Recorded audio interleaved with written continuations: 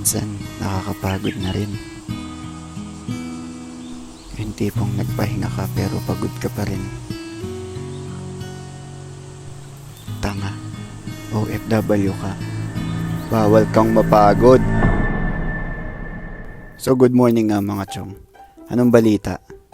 Kung nababurnout ka man, napapagod, o nai-stress, isa lang ang tandaan mo lagi. Dito sa ibang bansa, pag napagod ka, talo ka. Kaya isa lang payo ko mga chong, lakad na tatag.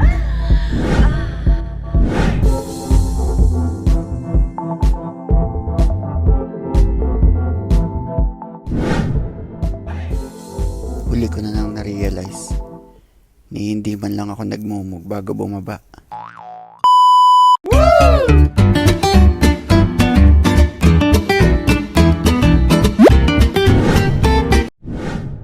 Yan ang lakad matatag.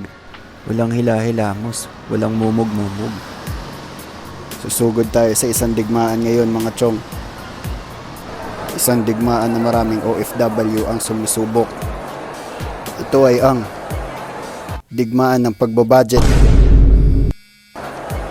Mahirap ang digmaan na to kasi budgeted nga yung pera mo. Alam niyo mga chong, dito sa ibang bansa, para ka ding nasa Pinas. Ang kaibahan lang, nasa abroad ka. Patuloy ako naglibot para makakita kung ano pa ang mura na kakasya sa ating budget.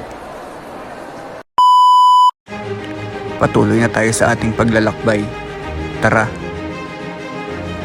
Ang katotohanan, magluluto lamang ako at kulang ang budget ko. Ngunit imbis na malugmok, ginawa ko tong hamon. Nag-isip ako kung anong pwedeng murang uulamin. Ayan, ang pangunahin nating armas. At konting anghang. Simulan na natin. Una, buksan mo ang pating na nasa lata at ihanda ang mga secondary weapon. Kumpleto na. Let's go.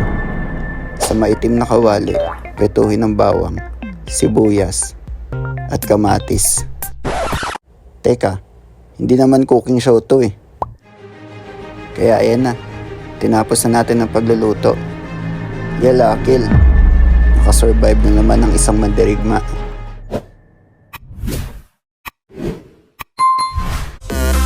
Don't